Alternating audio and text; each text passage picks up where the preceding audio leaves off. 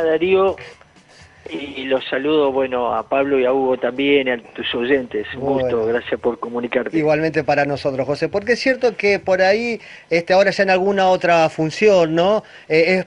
Hablamos poco y nada de aquel momento, más allá de que, claro, tuvo su tiempo, su espacio, sus centímetros, sus horas en los medios, pero digo, ha quedado un logro tan lejos y el otro día te decía, claro, han pasado 37 años, y, y mirá, estamos viendo imágenes, José, te cuento, de esa producción de hace algunas semanas atrás, y le decía, está impecable, porque la verdad los vemos a los dos, no sé cuántos kilos más de más puede tener José Luis, que no son muchos, y igual que Roxana, le digo, qué bien también poder estar tan bien físicamente y mentalmente, José, más allá del paso del tiempo, ¿no?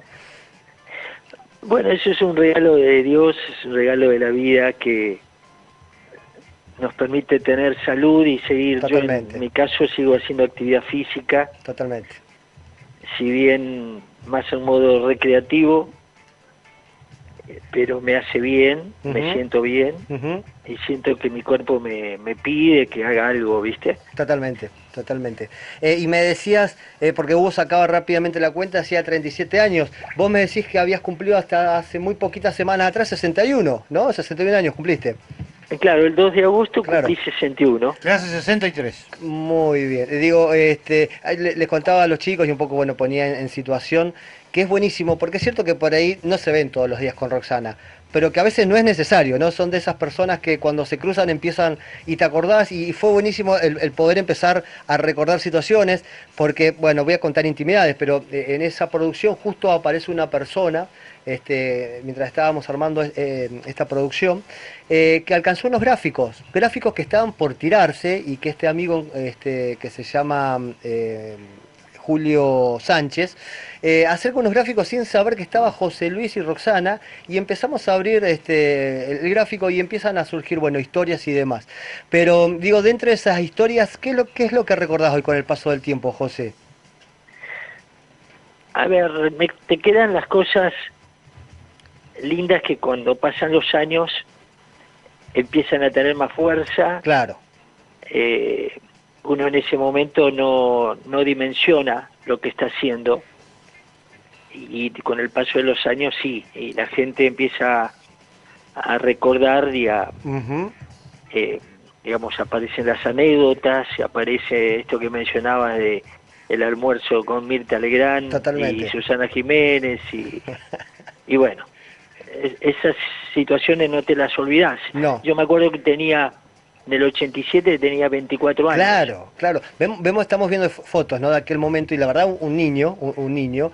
Pero digo, de ese momento, y es cierto, mientras hablabas, digo, cuánto más valor tiene el logro, pasen los años, ¿no? Porque si todavía esas medallas, a ese volumen de medallas todavía no ha sido superado, digo, cuánto más valor pasando los años, 37 años, tiene el logro, ¿no? Sí, la verdad que es medio raro el tema, pero pasan los años y se valora más, digo yo. Yo, a ver, siempre digo que las medallas en realidad no tienen la importancia y el valor Claro. que a Ujú, veces le da la gente. totalmente. En el caso mío, están vinculados a la fundación donde trabajo desde Claro, hace ya 40 años claro. y todo está vinculado a lo que hoy estoy haciendo. Entonces, ahí están las medallas, digamos. Totalmente, Yo totalmente. siempre busqué Totalmente. la posibilidad de que lo que uno haga le sea útil a la sociedad Ujú, y ujú. eso es un poco lo que hoy también Y, disfrutamos ujú, y bueno, tratar de día a día que esto sirva. ujú. Y tal es así que día a día sirve porque te veo mucho más también participando, porque es cierto que no salís de la fundación, o al menos nosotros no te vemos tanto participar de una vida, si se quiere, social deportiva, ¿no? Pero es cierto que te has tomado el tiempo en los últimos, en este último año al menos, o meses, que a cada inauguración o evento se te invita y recurrís, querés estar presente, digo, por una necesidad, porque entendés que está bueno volver a participar, porque entendés que está bueno acompañar. ¿Desde a dónde? Esa última palabra es la que me parece que acompañar Ujú, es nuestra función. Yo al menos he decidido, todo aquel que me requiere, acompañarlo en lo que necesita. Totalmente, es cierto. A veces contar algo, difundir algo, o estar presente en algún acto, como vos decís, para acompañar.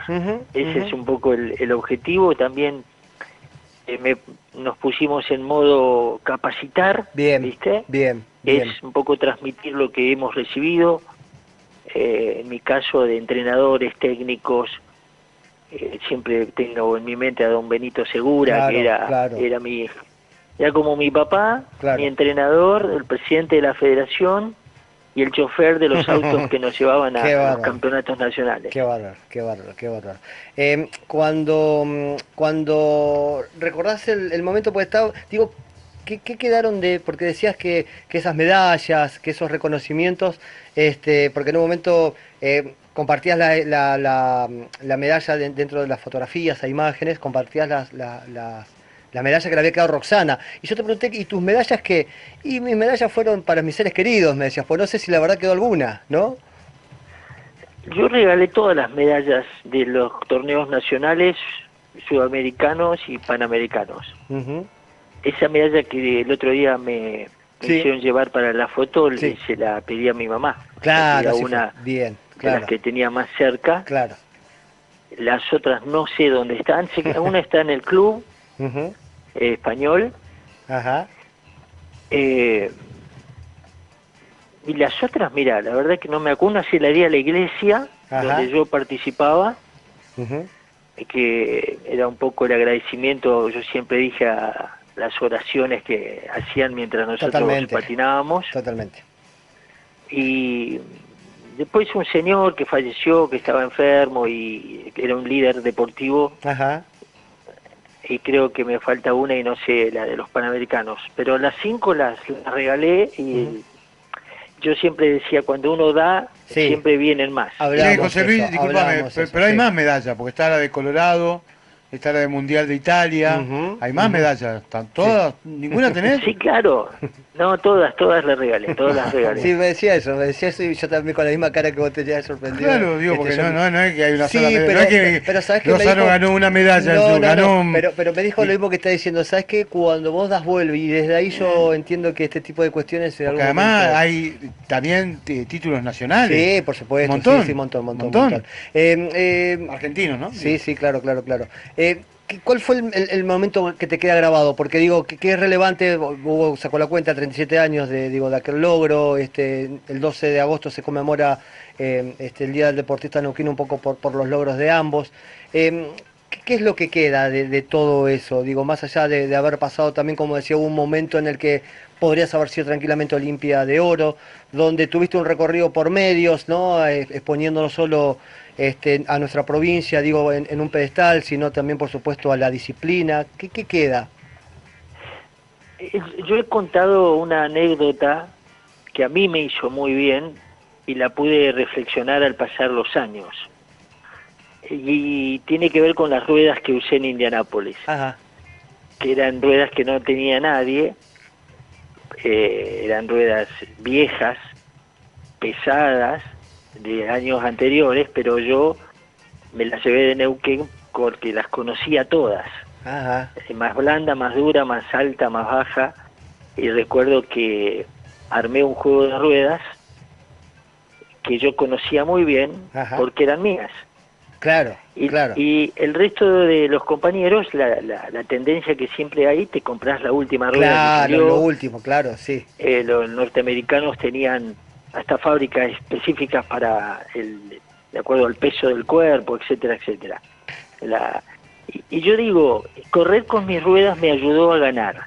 Mira vos. ¿Viste? Entonces, siempre lo relacioné a ser uno mismo, muy bien. A elegir vos con qué ruedas querés vivir. A creer en vos también. Tu estilo de vida, a creer en vos, a confiar en vos, aunque te equivoques, pero elegir vos tus ruedas. Totalmente.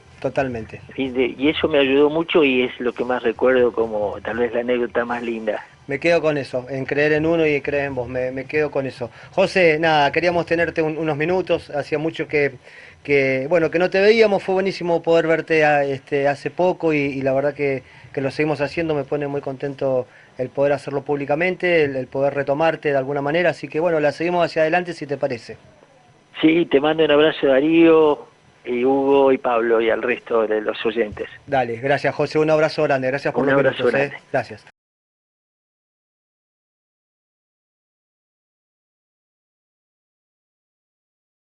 ¿Qué tal? Buen día, Rubén, Lucy. Buen día para toda la audiencia y bueno, muchas gracias por la comunicación. ¿Se va a reunir con Patricia Bullrich entonces? Sí, está pactada la reunión para el día martes y también va a participar de esa reunión la presidente de la Comisión de Derechos Humanos. Ajá. Bien. ¿La presidente de la Comisión de Derechos Humanos de dónde? En Congreso. Del Congreso, perfecto. Uh-huh. Bueno, ¿y qué piensa usted llevar a esa reunión como concreto para conseguir o avanzar en esta resolución de este caso? Bueno, en principio decirte que, bueno, como ustedes saben, también hay muchas aristas dentro del expediente, que muchas de esas tendrán nuestro pedido para con la ministro,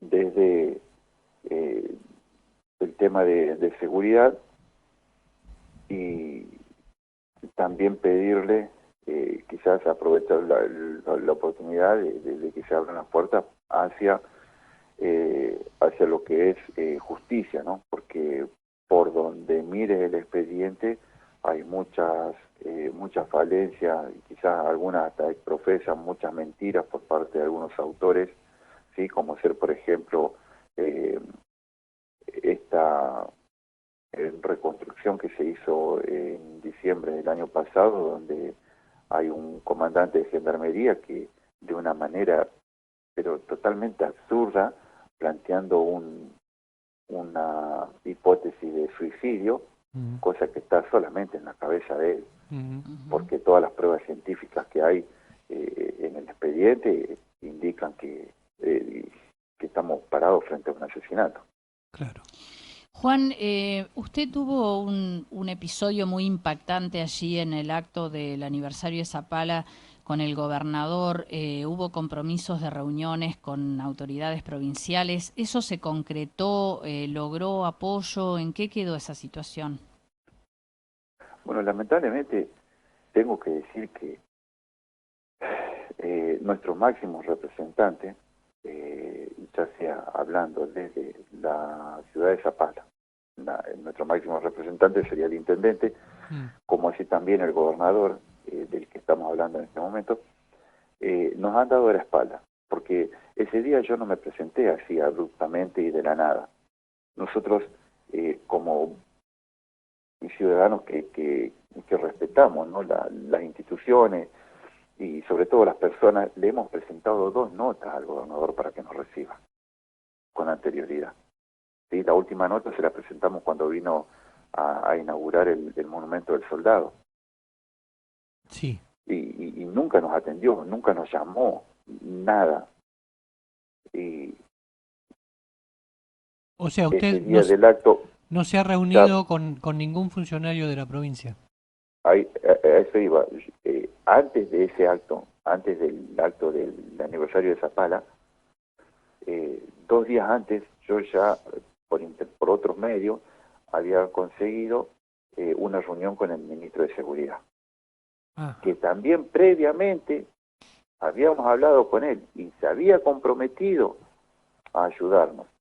Porque como nosotros decimos, nosotros de por sí solos, como ciudadanos comunes, no tenemos las herramientas para llegar, por ejemplo, a la ministra de Defensa, a una comisión de derechos humanos, a algún otro ministerio. Necesitamos sí o sí el apoyo de nuestros representantes, que para eso están. Y nos volvió a escuchar el ministro el día lunes siguiente del acto y nos escuchan y nada más.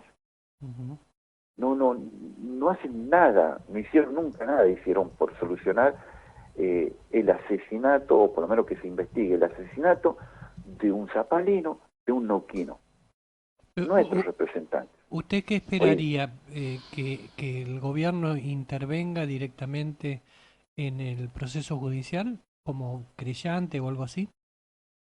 Nosotros buscamos justicia, sea cual sea el modo, el camino, lo que sea, que se haga justicia, porque a mi hijo lo asesinaron de una manera violenta, de una manera cobarde, de una manera cruel. Me lo asesinaron. 21 años tenía mi hijo y estaba haciendo lo que él amaba. Y las pruebas están. Entonces nosotros lo que vamos principalmente a que se abra el camino de la justicia, que cada uno en su rol, en el rol que le compete, haga lo que tenga que hacer para que para que esta causa avance. Pasaron 14 meses. Número frío, el 50% del tiempo no se hizo absolutamente nada. Ustedes habían pedido también que se aparte al juez Greca, ¿no? Sí. Tampoco hubo respuesta. Pedimos que... perdón, ¿me decía? Tampoco tuvieron respuesta en ese sentido, a ese pedido. No, porque la Cámara lo ratificó, ¿no? Pedimos que se aparte y de hecho lo hemos denunciado penalmente también. O sea, hasta ahora, en estos 14 meses que usted menciona, la causa entonces no ha avanzado.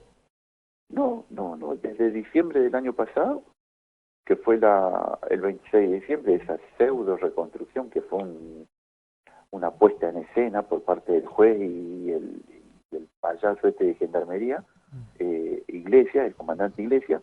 Después de eso no se hizo más nada. Claro. Bueno, esperamos a su encuentro con Bullrich entonces el martes que viene. Vamos a estar en contacto, Juan, para saber el resultado de esa reunión, si es que hay un resultado. Bueno, sí. Estamos con usted para informarle a la gente todo lo que ocurre alrededor de este asesinato dentro del regimiento que se llevó la vida de su hijo. Sí, muy lamentable y para la sociedad, como siempre decimos, un golpe muy duro, muy duro. Así es. Gracias, Juan.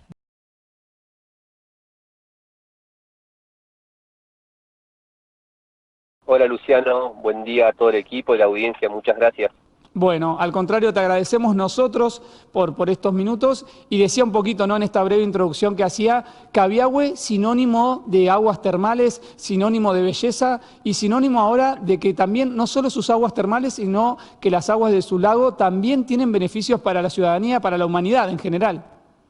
Sí, nosotros en marzo, con colaboración de investigadores de la Universidad Nacional del Comahue, específicamente el Laboratorio de Aguas y Arcillas y el CONICET, realizamos un análisis de todos los recursos termales de Copahue, ¿no? Y hicimos un muestreo del lago Cabiahue, algo que veníamos presumiendo si tenía o no tenía algunas características, algunos minerales, y efectivamente sí nos ha dado que tiene una mineralización, digamos, de cloro, de calcio, magnesio y algunos sulfatos.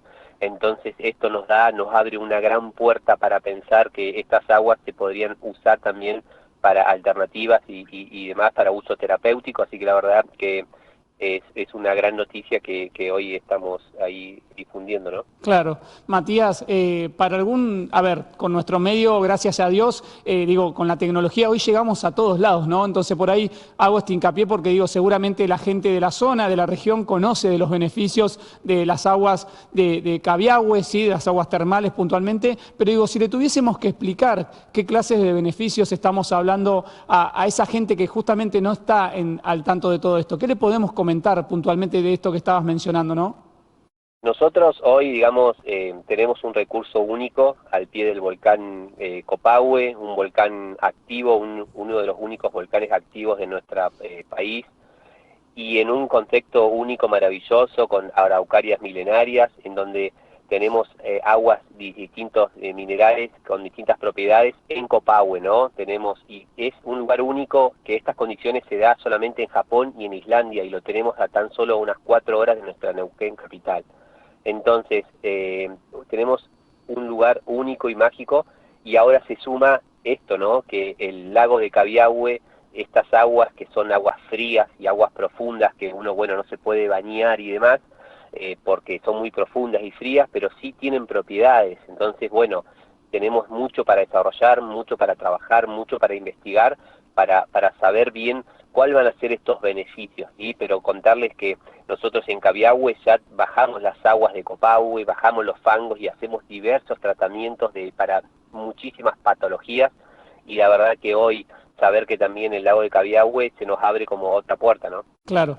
Matías, lógicamente interpreto, ¿no? Dentro de la infraestructura que deberá utilizarse para esto, está previsto, digo, calentar ese agua que proviene nada más y nada menos, como bien lo decías vos, del lago, que se encuentra a temperaturas pero muy bajas, me imagino, ¿no?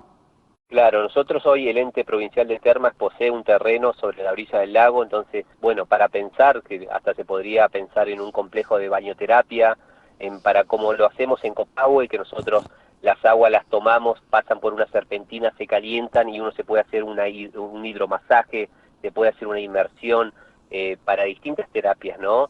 Y hoy esto nos abre una puerta para pensar que también podríamos usar este recurso, siempre no un recurso que hay que cuidarlo, que hay que protegerlo, estamos en un área protegida, pero bueno, nos abre una gran puerta pensando que es un agua, digamos, con características puntuales, que ahora vamos a trabajar puntualmente a ver para qué patologías podemos atender con estas aguas, pero hoy se nos suma a un grupo de otras aguas que características únicas, y contarles que hoy nosotros estamos dando un producto, por ejemplo, de Termas Nieve, un turista o una persona pueda llegar, pueda ir hasta Copahue en un contexto único en la nieve y hacerse una inmersión, hacerse un vapor, es único, y hoy le sumamos este gran atractivo que tenemos el lago de Cabiahue, entonces tenemos mucho potencial, ¿no? Claro. Matías, lógicamente desde el desconocimiento te consulto, digo, hacía mucho tiempo que no se relevaban las aguas del lago Cabiahue, digo, por el descubrimiento de estos nuevos beneficios, y lo que también mencionás dentro de tu respuesta, ¿no? Este destacar, ¿no? Que se están analizando cuáles son los beneficios concretos y dónde podrían ser aplicados. Nosotros no teníamos registro del lago Cabiahue. Hace unos 10 años se había tomado las últimas muestras de todas las aguas, de los fangos y de las algas en Copahue, ¿no? Pero no teníamos registro de Cabiahue. Entonces nosotros hicimos esta muestra, ahí está colaborando mucho la doctora Ana Monasterio, que es una especialista en la materia, y bueno, ella tenía como esa duda, tomemos una muestra, entonces realizamos esta muestra del lago Cabiahue y nos dio estos resultados. Entonces es una gran novedad también. A veces, bueno, tenemos los recursos al frente de nuestros ojos y a veces no lo teníamos en cuenta. Entonces hoy es por primera vez que se realizó una muestra del lago de Cabiahue, ¿no? Entonces se suma a todos estos recursos que tenemos en Copahue, ahora se suma esto, que bueno, vamos a seguir trabajando con el CONICET, con la universidad y con los distintos médicos para seguir trabajando, digamos, en la investigación, ¿no? Que tenemos mucho todavía que profundizar. Matías, ¿te puedo pedir brevemente que nos expliques en qué consiste tomar este tipo de muestras? Digo, ¿cuál es el protocolo? ¿Cómo se desarrollan? ¿Cómo llegan a este descubrimiento que al fin y al cabo, como decimos y arrancamos el noticiero, es una noticia más que positiva para la región? Nosotros, digamos, cuando arrancamos en la gestión, el 10 de diciembre, asumimos el compromiso de poder tomar análisis de las muestras, porque hace como unos 10 años que no se hacían. Entonces, porque tenemos un volcán activo. Entonces, ¿qué significa esto? Que las aguas van cambiando, los pH, los minerales van cambiando, ¿no? Porque estamos en constante movimiento. Por ahí nosotros no lo vemos, pero las placas se están moviendo. Entonces, es muy importante poder comparar con otros estudios para ver cómo las aguas se están comportando, qué predomina. Entonces, nosotros tenemos como 10 aguas que las podemos hasta tomar con distintos tratamientos. Entonces necesitábamos saber, digamos, cómo estaban esas propiedades. Entonces se hicieron muestreos en marzo, que con todo un protocolo con la universidad se toman estas muestras y el CONICET, y bueno, después de varios meses podemos saber en lo físico y en lo químico qué elementos predominan en las distintas aguas, y esto nos va indicando que, bueno, por ejemplo, una laguna verde te permite para la psoriasis, el acné, enfermedades dermatológicas. Tenemos otras aguas, por ejemplo el agua de Vichy, que es para la diabetes, para los intestinos. Entonces nos permite esto, ¿no? Seguir trabajando, seguir profundizando, y para que sea una terapia alternativa, ¿no? Y estos resultados por ahí un poco del boca en boca y uno lo ve los resultados que tiene, pero estos son resultados fehacientes, científicos, y avalan, ¿no? Claro que sí. Matías, la verdad que una muy buena noticia que nos toca dar en esta jornada de viernes. Vamos a quedar muy atentos a ver cómo evoluciona todo esto y seguramente volvamos a tener un contacto con vos. Así que te queremos agradecer por estos minutos para darnos.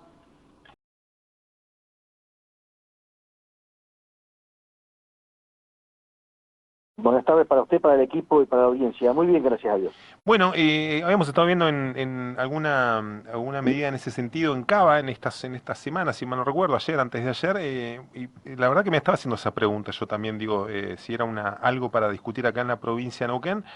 Lo hablo con mi hija, ¿no? Que está en edad escolar, le preguntaba, íbamos escuchando específicamente una entrevista en radio donde se hablaba de este tema.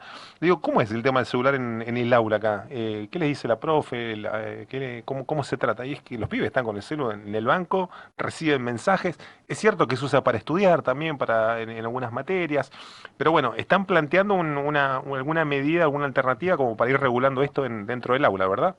Sí, como usted muy bien decía en la introducción, este es un tema que se está debatiendo en el mundo. Francia, Gran Bretaña, Alemania, China, Israel, los Países Bajos, Portugal, Irlanda, Rusia, Suiza ya han establecido limitaciones, restricciones y en algunos casos hasta prohibición total. Por ejemplo, Canadá tiene gran parte de su población estatal con prohibición total para estas edades. Usted lo decía muy bien.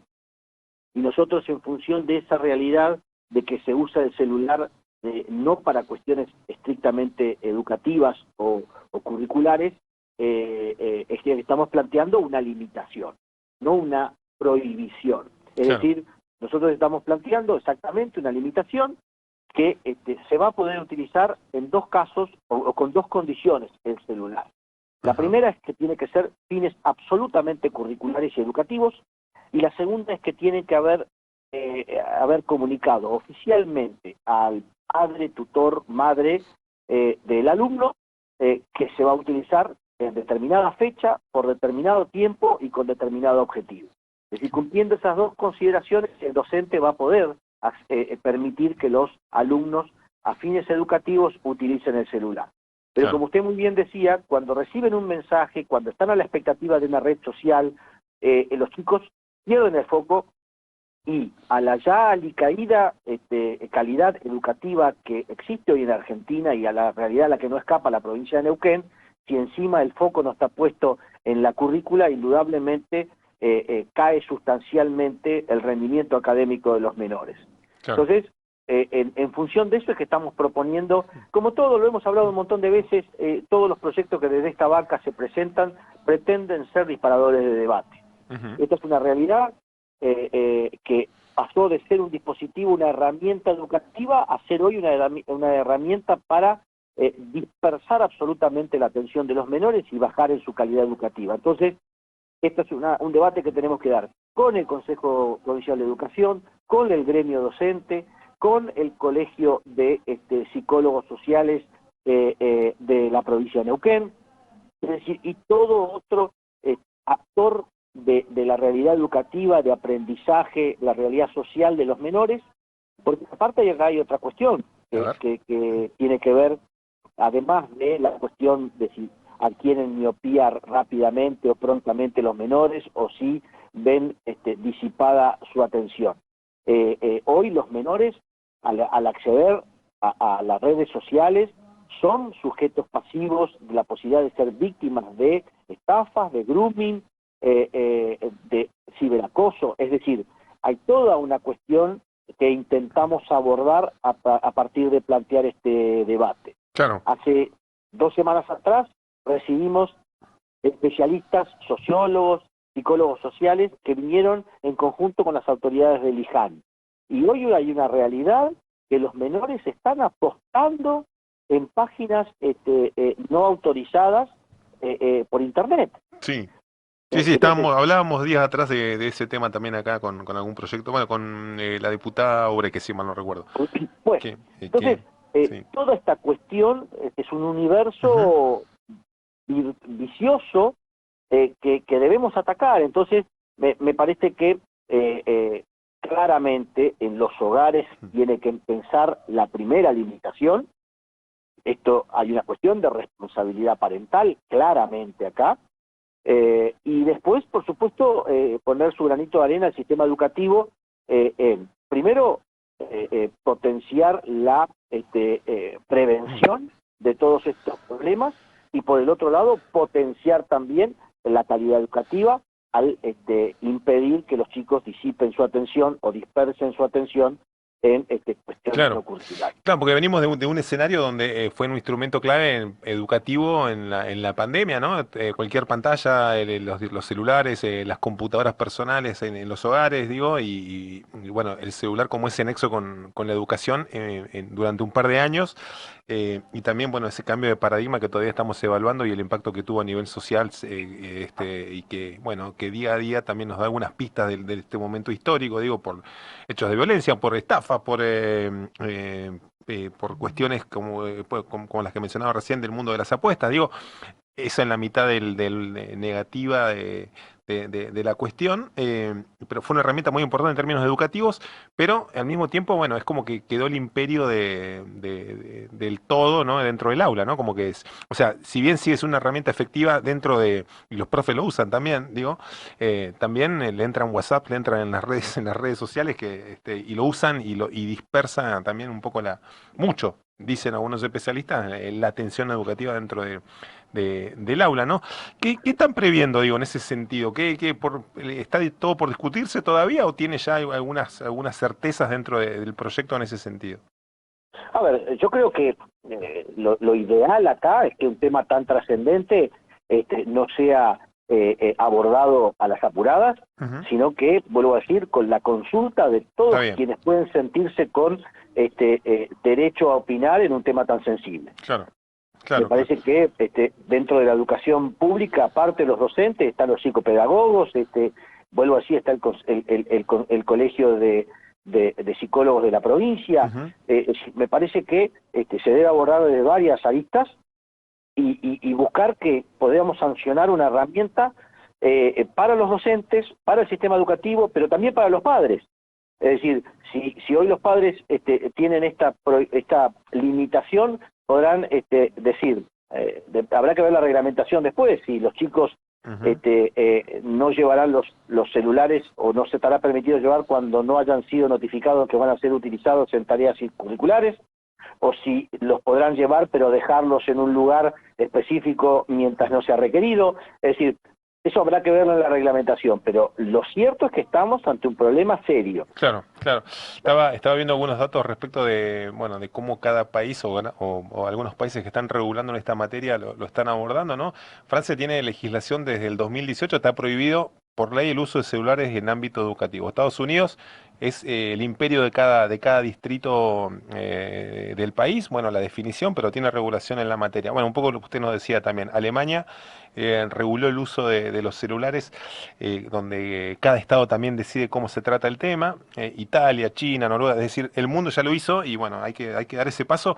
Obviamente es una herramienta fabulosa y es el mundo que se viene y va a ser la herramienta de trabajo y todos los saltos tecnológicos que vengan y que vayan entrando por allí. Es una herramienta educativa fabulosa, pero bueno, también tiene ese costado necesario, ¿no? De que los pibes aprendan a leer, aprendan a razonar por sí solos, aprendan a hacer una cuenta con un lápiz y papel. Digo, esa forma de ver el mundo que le sacás el celular a un chico y a veces es como que, ¿no? Es esa otra instancia a la que no están acostumbrados, ¿no? Bueno, y varias cuestiones. La UNESCO ha presentado un informe que los chicos se autoconstruyen muchísimo más individualistas a partir de estar pendientes permanentemente de la pantalla y no de su entorno.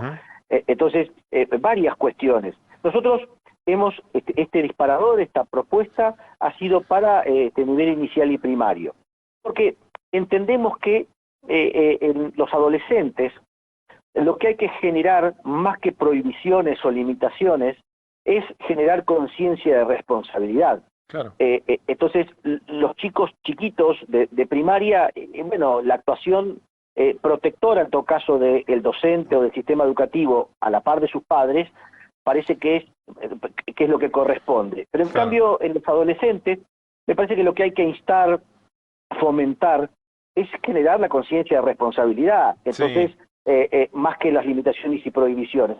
No dejamos cerrada la puerta a poder discutirlo también en este ámbito, pero entendemos que en los alumnos que están más preparados para ver qué es bueno y qué es malo, por ejemplo, en el tema de las apuestas, ver qué es bueno y qué es malo en el tema de las redes sociales, ya con una madurez un poquito más ensimismada, pueden ver qué es bien y qué mal.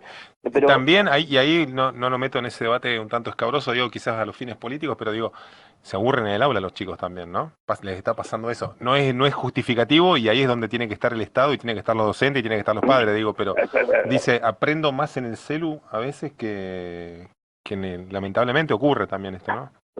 Bueno, ahora, si el uso del celular fuera para aprender, o porque tienen las horas libres, o porque tienen una cuestión de esta naturaleza, estaría buenísimo, habría que regularlo, pero estaría buenísimo. Sí, claro.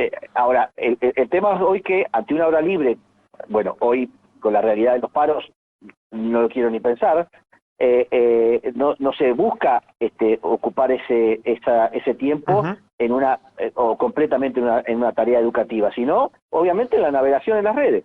Claro. Y esto es lo que obviamente trae un perjuicio fundamentalmente para los menores. Está clarísimo. Entonces estamos buscando disparar este debate.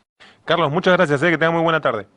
El agradecido soy yo, siempre a disposición de ustedes. Un fuerte abrazo. Un abrazo, muchas gracias.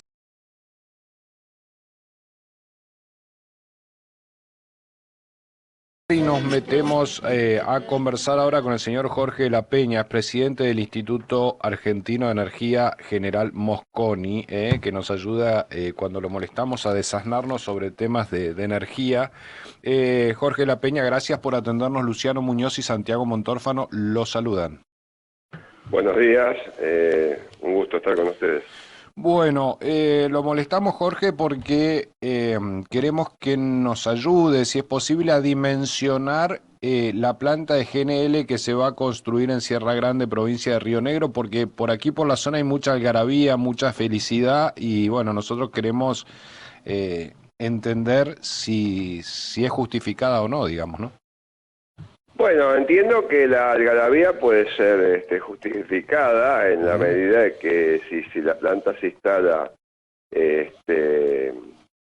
digamos, en la Patagonia, bueno, es bastante lógico que la Patagonia esté más contenta que si se instalara en otra provincia, ¿no es cierto? Claro, sí.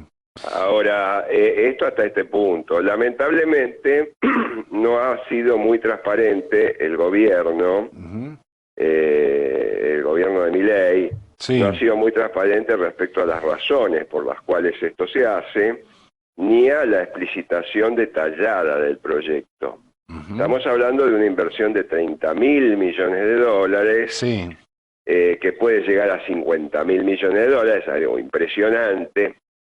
Es una inversión que no se haría, ya lo sabemos, si no hubiera estado el incentivo del régimen de grandes inversiones. Quiere decir que es una inversión espectacular, pero que se va a hacer con plata, en gran parte con ayuda del Estado, o es decir, condonando, reduciendo impuestos. Claro, con las exenciones impositivas del RIGI, ¿no? Claro, y esto nos atañe a todos, o sea, evidentemente no es un proyecto exclusivamente de Neuquén o exclusivamente de Río Negro. Claro. Hay que tener en cuenta que se hace el proyecto porque toda la Argentina va a contribuir. Y en este contexto, y siendo que es una inversión impresionante, única, yo creo que el gobierno debería ser transparente, y no lo ha sido. Por ejemplo, esto ameritaría haber hecho una presentación detallada del proyecto y de las justificaciones en alguna institución como, por ejemplo, la Facultad de Ingeniería de la Universidad de Buenos Aires o de otras universidades, para que sea analizada por expertos, o en el Centro Argentino de Ingenieros, o en cualquier otro lugar. Esto no ha sido. Por el contrario, han trascendido argumentos elementales. Por ejemplo, he escuchado a un ex secretario de Energía decir que es mejor la planta en Punta Colorada que en Bahía Blanca, sí, porque el gasoducto es más corto. Bueno, pero el gasoducto, los 70 kilómetros de menor distancia que tenga el gasoducto entre Bahía Blanca o entre el gasoducto a Bahía Blanca y el gasoducto a Punta Colorada, es apenas el 2% de la inversión total de 50.000 millones de dólares. Entonces decir que por un 2% de diferencia en el precio total se cambió esa ubicación sin conocer los estudios locacionales, los estudios de factibilidad, me parece una imprudencia. Lo mismo que el hecho de decir que bueno, que el puerto de Punta Colorada tendría un mayor calado que el de Bahía Blanca. Es un argumento muy también elemental, porque esto lo sabemos todos. El problema es cuánto cuesta hacer un puerto nuevo, a diferencia de Bahía Blanca, que es un puerto que ya tiene una experiencia extraordinaria, donde ya operan los buques de gas natural licuado, donde hay industria petroquímica, donde, en fin, hay infraestructura, hay estudios ambientales, etcétera. Entonces, yo creo que estamos ante una elementalidad extraordinaria en la toma de decisiones. Sí. Y el gobierno sería el responsable de aclarar esto, el secretario de Energía de la Nación o autoridades equivalentes. Entonces esto se maneja en un nivel, digamos, de opinión muy poco fundamentada, Jorge, todavía a mi criterio. Sí, yo le interpreto que, a ver, usted me dirá si es correcto, la política se metió demasiado en un área que debería ser más específica desde el punto de vista técnico. ¿Se puede interpretar eso? Y es una buena interpretación. Nosotros tenemos una Secretaría de Energía que no la vemos funcionar como una institución integrada. Vemos a veces alguna declaración del secretario de Energía dentro de un gobierno que no cree en la conveniencia de la existencia del Estado, porque se autodefine como un gobierno anarquista. Entonces me parece que en este contexto de desorden que todavía impera, porque es un gobierno nuevo, es un gobierno que tiene un estilo distinto a todos los demás que hemos conocido, por ejemplo. Sí. Y bueno, hay una gran elementalidad todavía, bajo el lema que muchas veces el presidente pone en práctica, dice, no hay plata, por ejemplo, ¿no? Entonces, que es una cosa, digamos, que contestaría un ama de casa, por ejemplo, si tiene que arreglar el techo y tiene un problema, dice, no hay plata. Bueno, entonces, estamos rebajando el nivel de la política en la Argentina, el nivel estamos transparentando poco cómo se toman las decisiones, parecen esas decisiones poco fundadas en general y en este caso particular. Y bueno, yo hago un llamado a los gobernadores, a las fuerzas vivas de la Patagonia y al resto y al gobierno nacional que cambie un poquito la forma de atacar estos problemas de envergadura, que en este caso estamos hablando de una inversión de 50.000 millones de dólares, ¿no? Claro. Jorge, siguiendo un poco la línea de lo que está hablando usted y lo que le marcaba Santiago en la interpretación, por llamarlo de una manera criolla, lo que faltaría acá tendría que ver con un poco de más de conversaciones, digo, de las partes implicadas, mayor debate, y otra de las cuestiones que está marcando, se hablaba de 30 millones, ¿no? De 30.000 millones. Claro, de 30.000 millones, perdón, digo, en lo que tiene que ver con la inversión, y usted destacaba 50.000. ¿A qué se debe este incremento también dentro de este tema? Es que no lo conocemos no lo conocemos ni los expertos en estos temas, porque el gobierno no habla y habla con eslogans, no tiene que existir el Estado, cosas por el estilo, no hay plata. Entonces, bueno, si no hay plata y no tiene que existir el Estado, es poco creíble cualquier discurso oficial sobre este tema. No es que yo diga 50.000 millones. El gobierno ha dejado trascender que esta es una inversión de 30.000 millones de dólares, impresionante, o puede llegar a 50.000 millones. También impresionante, pero absolutamente impreciso, que surge de un gobierno impreciso que ni siquiera tiene la bonomía, llamemos así, de presentar este proyecto tan impactante en un escenario académico para conocimiento de todos, incluido del periodismo, porque las preguntas que ustedes están haciendo son las que nos hacemos todos. Bien, se entiende. Entonces, me parece muy importante estas preguntas. ¿Cuáles son las razones para hacer esta obra? Y la otra pregunta de fondo que queda atrás es ¿a dónde va a ir ese gas? ¿Y a qué precio va a salir de la Argentina? Porque hasta ahora el precio del gas o el precio del gas en Boca de Pozo, en Vaca Muerta, el precio que se paga, casi $4 el millón de BTU, no puede competir en ningún mercado mundial. Eso se lo puedo afirmar ante escribano público. Ahora, Jorge, con ese valor de salida, más el costo de transporte, sea hasta Bahía Blanca o hacia Punta Colorada, más el costo de la licuefacción, más el costo del transporte al mercado donde quiera ir, no llega en forma competitiva respecto a los grandes jugadores del GNL en el mundo. Bien. Jorge, tanto se habló cuando comenzó el conflicto Rusia-Ucrania de la posibilidad que teníamos de empezar a exportar hidrocarburos.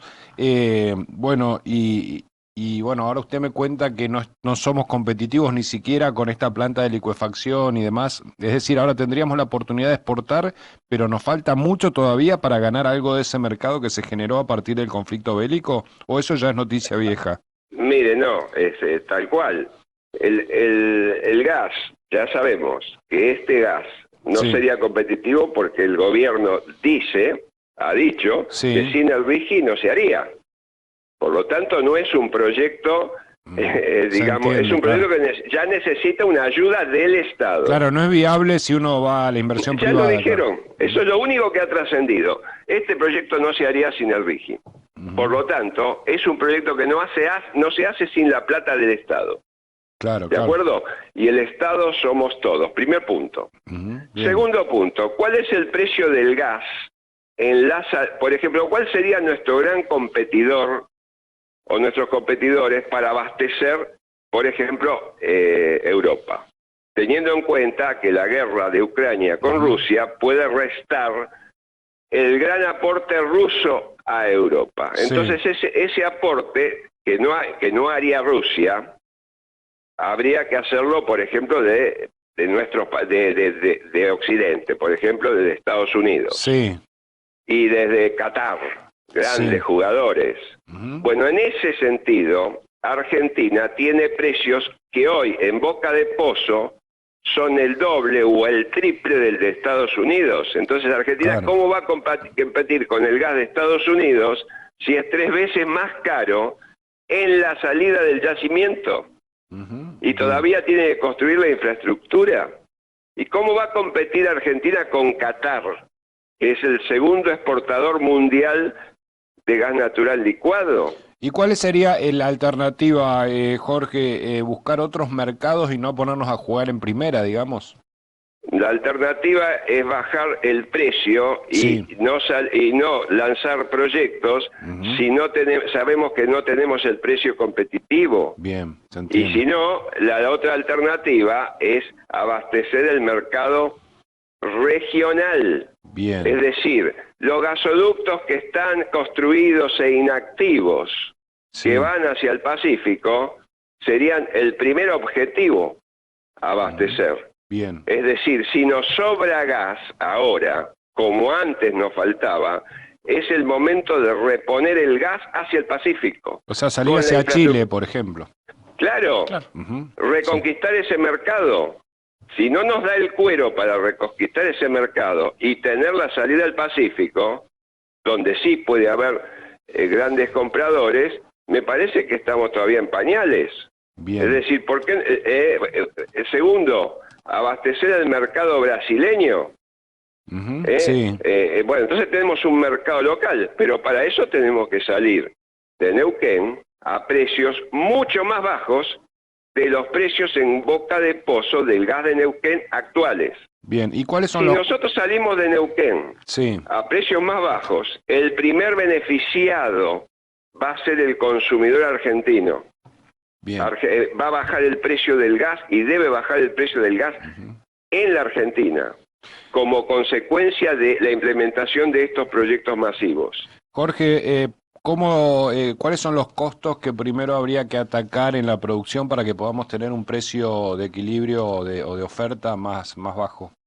Bueno, la gesta acá es lograr un precio de salida de Neuquén en el orden del $1.50 millón de BTU. Y esto es la mitad o menos de la mitad de lo que sale ahora.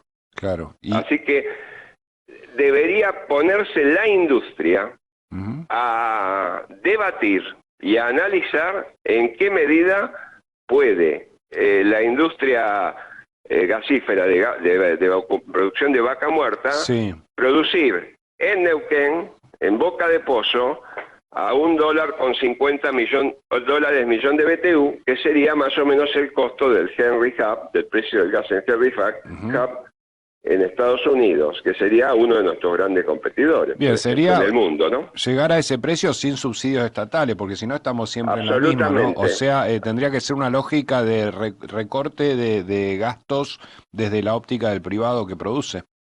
Absolutamente. Este es el debate que debe darse en la Argentina y que se viene eludiendo con complicidad de los gobiernos desde hace 20 años. Jorge La Peña, usted ha sido muy gentil, como siempre, nos ha ayudado a entender un poco mejor todo esto que pasa en el mundo de la energía. Le mandamos un abrazo y gracias nuevamente. Gracias a ustedes, buenos días. Gracias, el ingeniero Jorge La Peña, allí presidente del Instituto Argentino de Energía General Mosconi.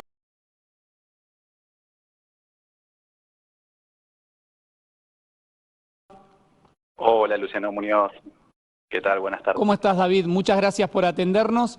El motivo, lógicamente, de charlar con vos era un poco no utilizar el disparador, este caso en concreto que sucedió, mejor dicho, en la ciudad de General Roca, y conocer un poco cuáles son, ¿no?, los problemas que se presentan, cuál es el límite. Digo, hay multiplicidad de cuestiones para preguntarnos, cantidad de dudas que tenemos, digo, y nos gustaría tratar de abarcar a través tuyo, ¿no? Como te decía, utilizando este disparador de lo sucedido en General Roca. Sí, Luciano. Mira, te comento. Lamentablemente estos hechos son bastante novedosos, pero van a recurrir constantemente hoy en día en la sociedad, más que nada porque la tecnología avanza mucho más rápido por ahí que las leyes provinciales, nacionales. Esto lamentablemente a las víctimas les trae obviamente un inconveniente terrible, tanto psicológico como social. En términos de protección, obviamente que todo ciudadano y todos estos chicos con más razón tienen una cierta protección jurídica, y bueno, obviamente que la legislación está bastante atrasada a lo que hoy avanza la tecnología, ¿no?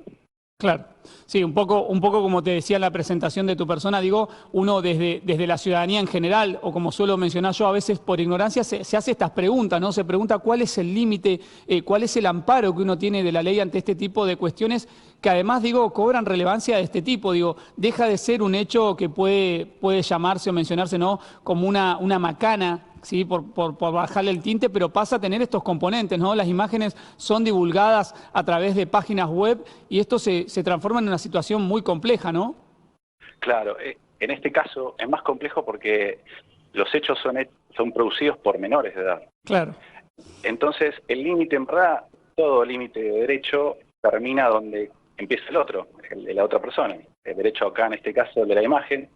Nosotros tenemos muchos derechos amparados por la Constitución, por convenciones, también tenemos leyes nacionales. Acá en Argentina, por ejemplo, tenemos la ley 25.326, que es la de datos personales.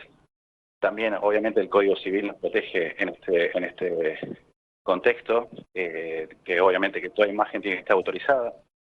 Pero bueno, también, obviamente, esto entra en el ámbito penal, porque obviamente que esto entra también en injurias y calumnias o puede entrar en otro tipo de delito, como distribución de pornografía, ¿no? Claro. David, a propósito de esto que mencionabas en un principio, digo, tiene que ver lógicamente lo novedoso, ¿no?, de la situación, digo, el avance de la tecnología, la instalación tan real ya, digo, de la inteligencia artificial por estos tiempos. ¿Se te ocurre cuáles podrían ser las herramientas con las que podría contar la sociedad, con las que podrían contar, por ejemplo, los ámbitos educativos para empezar a concientizar, digo, y para empezar a entender cuáles son también esas herramientas que uno tiene a disposición si le sucede una situación así, ¿no? Mira, actualmente lo único que tenemos hoy en día es obviamente todo lo que es civil y penal, pero hoy en día no hay un organismo por ahí preparado en Argentina para poder resolver esto rápidamente y que no sea un daño superior a lo que uno quiere llegar, ¿no? Porque de aquí que llega la justicia, que te responden, que uno pueda tener una orden de que eso salga de las redes, es catastrófico. Claro, tal cual. ¿Que se tiene realmente, digo, dimensión, hablo obviamente en base a tu conocimiento, a tu experiencia de estas situaciones, la implicancia que esto tiene para una de las víctimas? Porque como bien marcás vos, no solo es el hecho en el momento, por denominar de una manera, sino que son las consecuencias, como bien decías vos, catastróficas a posterior. Digo, hay todo un flagelo social luego, ¿no?, de toda esta situación. Tal cual, sí, obviamente. Lamentablemente la gente compra estas, se llaman deep fakes, llamadas en el ámbito hoy en día. Lamentablemente en ambientes tan chicos, lamentablemente la gente no logra salir de eso que escucha o ve. Claro. Entonces el daño es a largo plazo. Claro. Totalmente.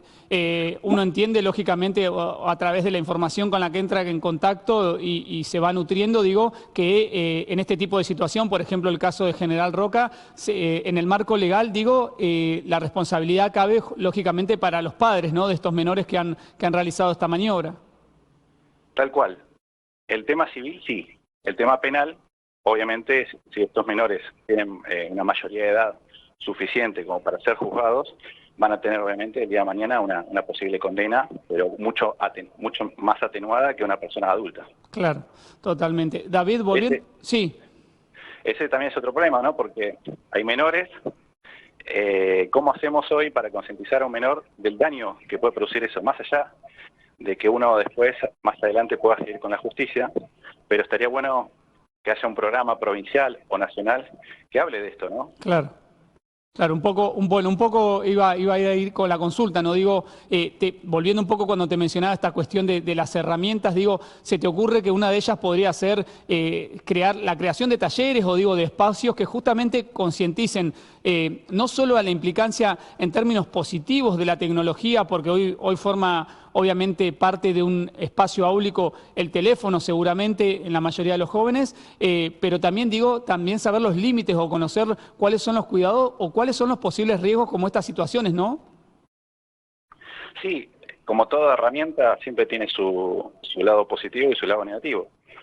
La idea es que desde el Estado o el gobierno pueda mitigar la parte mala de todo esto, pero son herramientas que hoy en día se usa en todos los ámbitos, tanto educativo, laboral.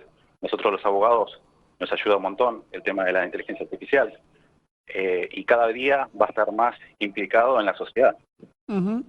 Es importante que haya un programa, ¿no?, de concientización de esto para que pueda ser una herramienta útil para todos. Claro. Vos marcabas muy bien recién, David, si se quiere, esta especie de atraso, por denominarlo de una manera, en cuanto a las leyes que tienen que ver, lógicamente, con los ciberdelitos y la evolución del mismo.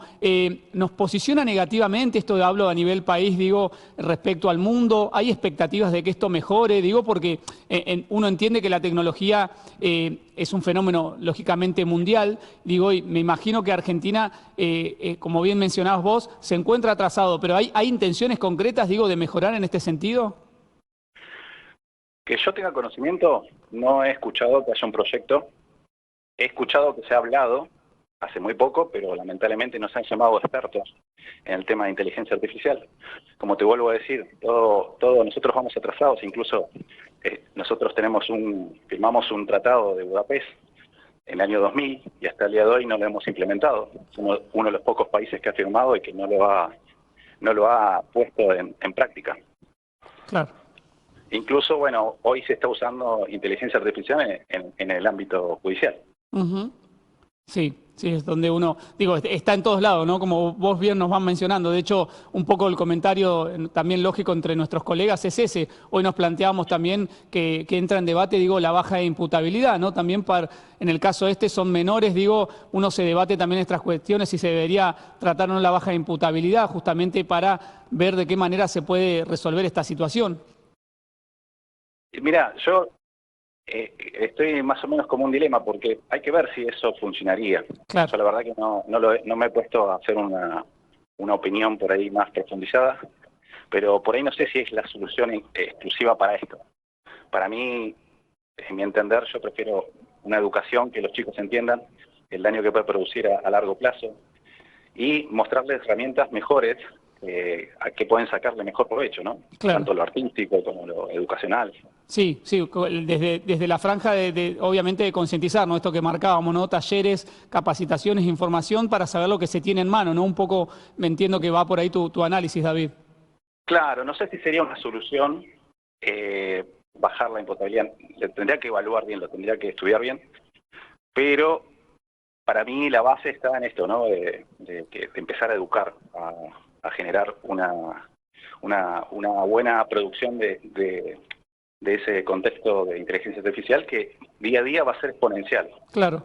Sabés, David, justamente hoy te marcaba esta cuestión de las charlas de pasillo con nuestros colegas y demás a propósito de esta situación, y un poco debatíamos sobre esta cuestión también, ¿no? Si no se debe también replantear en el sentido, lógicamente, de cómo se brindan los contenidos, y te marcaba esta situación de que hoy el teléfono celular es una realidad en todos los ámbitos y en el ámbito educativo no deja de serlo. Digo, el foco también no te parece que está puesto un poco ahí también en buscar alternativas para incluir la tecnología y lógicamente de manera responsable, digo, un debate más generalizado? Claro, el tema, te vuelvo a repetir, la tecnología avanza, incluso todos seguramente tenemos en nuestro teléfono el Meta, que hace muy poquito se habló también el tema de una colega, el tema de Meta en el teléfono, el WhatsApp. Y bueno, todo eso avanza más rápido de lo que nosotros podemos evaluar o ver el tema de lo educacional.